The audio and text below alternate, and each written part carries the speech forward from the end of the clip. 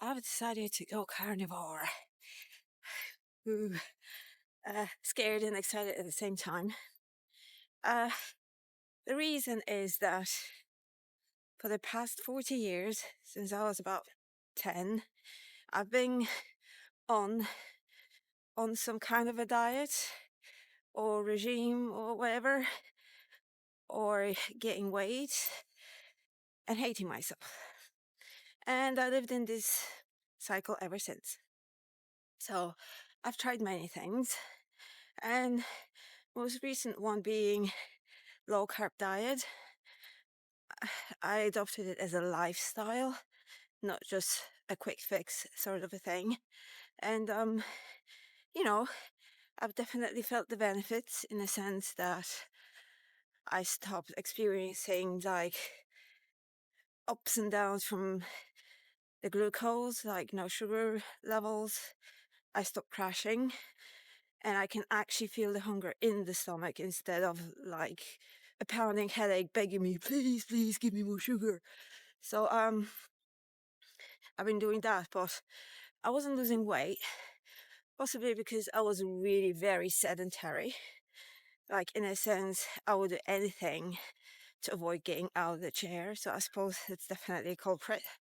So I started walking, and because I didn't like walking or any physical activity for that matter, I had to trick myself like, to go shopping, because at least there's an objective. For an highly objective driven person like me, that was a solution. Anyway, so I started walking, and it started to actually shift things. But I did myself a bit of a bubble, because while I was on a workaway for 2 weeks, and I got back, and Prince of Ireland made a comment like, "Oh, you lost weight." And I was like, fuck. I had no control over my food there. I ate whatever they ate. It wasn't low carb. And I was thinking like, Jesus Christ, like, I was panicking like, oh my God, I'm doing everything that I'd done for myself. But no, it seems that it didn't matter. So I got lax back at home, thinking like, oh, for the first time, calorie actually is a calorie. And the PCOS, like, it doesn't really matter. It's fine, you can do it. You just need to be more physically active. Well, fine. Woohoo. So, some things came back to the table. But my mentor sent me a link to a video by Dr. Georgia Ede about, what's it called? The one with ketones, keto diet. Okay. And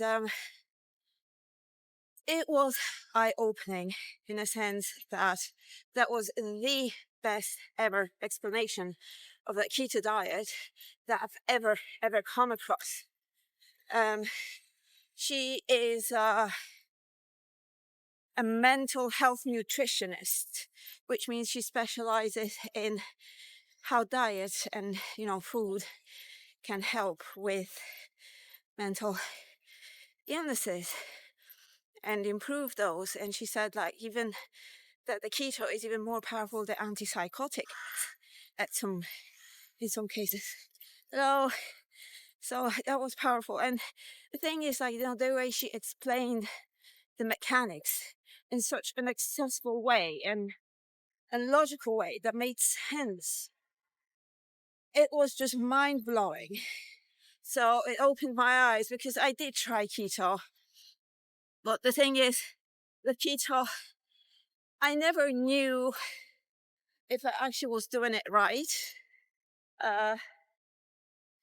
because it's easy to get yourself out of the keto. I mean, she says it's okay, like, even if you're in the ketosis for a little bit, it's beneficial. It's hugely beneficial for the brain. And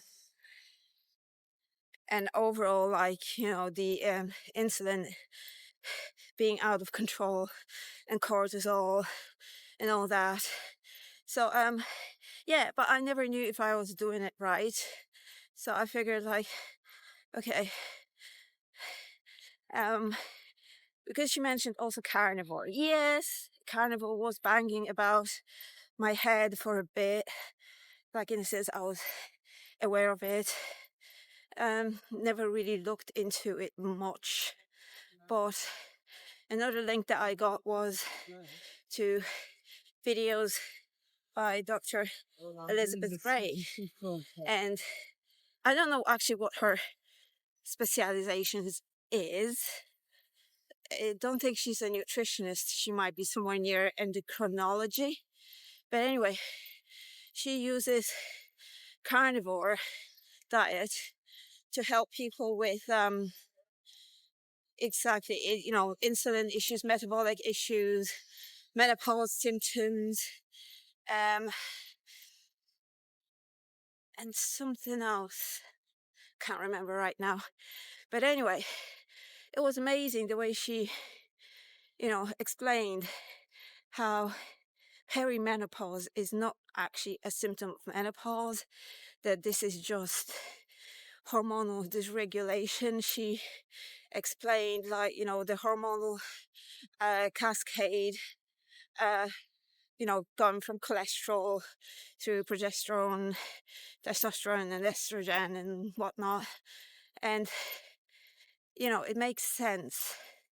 And I think going carnivore is basically going to make things easier, because if I only have like 2-3 things to eat, then it suits me down great. Because, you know, being autistic, I'm fine with eating the same shit over and over again.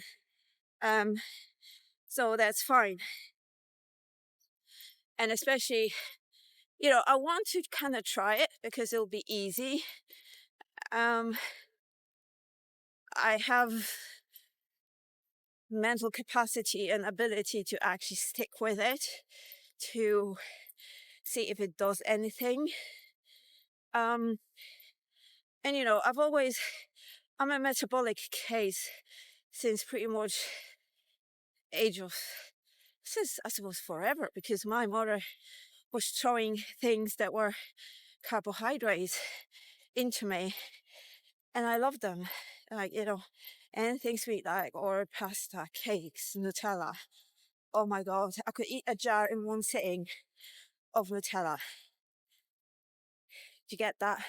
So, yeah, I'm shocked that I haven't got early Alzheimer's or whatever, or diabetes for that matter, because technically I should have been diabetic long time ago. But anyway, I'm digressing.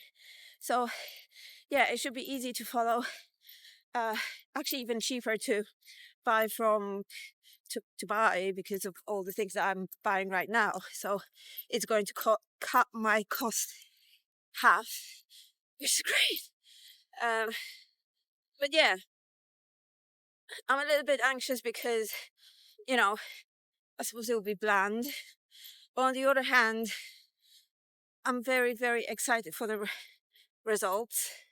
So I want to give it a try.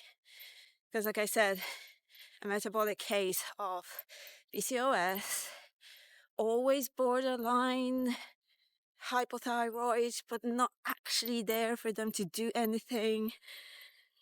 You know, problems with sleeping, anxiety through the roof, that made me go on antidepressants for like, 10 plus years. And it was just masking the problem instead of actually solving it. And the funny thing is, I noticed a while back, like maybe last week, that since I kind of got lax on my carbohydrates in the last 3 months, I'm definitely way more anxious, and I do the jaw clenching and stuff, and that must be it. So I'm looking forward to actually stop that, you know. I hope it will. I hope it's gonna work. So yeah, putting myself as a guinea pig out there. I'm going to experiment. I don't know if I'm going to last. I don't know if it's going to work, but I want to try. And I'm definitely going to give you an update of how it's going. A very subjective update on how it's working for me. Not for you, because you're not me. So it'll be me doing it. And we'll see what effects are going to transpire. And also, in case I stop posting videos, it means either my ADHD hijacked me into some other direction, or I gave myself coronary because of high cholesterol. And correction to that comment, that was completely uneducated and false. I have since gone and educated myself, and cholesterol is not a bad guy. Cholesterol is actually one of the most important things we can consume, because body makes 80% of it itself anyway. Second of all, 50% cell membranes, including the brain, is made of cholesterol. So we fucking need it, a lot of it, because it also is a building block for the hormone cascade, which builds cortisol, testosterone, progesterone, and estrogen. So we fucking need it. Cholesterol is not a bad guy. And LDL and HDL, or VLDL, which is low density lipoprotein, and high density lipoprotein, and very low density lipoprotein, they're not even cholesterol. They're particles that carry cholesterol around. And function of HDL is to bring the excess of the cholesterol in the bloodstream down. And high LDL means that basically body needs cholesterol, so it has to be transported from where it's produced to wherever it needs to go. And that's why LDL goes up. So LDL, HDL, they're not cholesterol. And no, they're not things that clog up the arteries. The arteries get clogged up by glucose that has nowhere to go. And if it has nowhere to go, it causes glycation, which is severe inflammation, and builds up the plaque. And that's how you get diabetic. So it's not the cholesterol, okay? Cholesterol is our friend, and unregulated thyroid. So we'll see.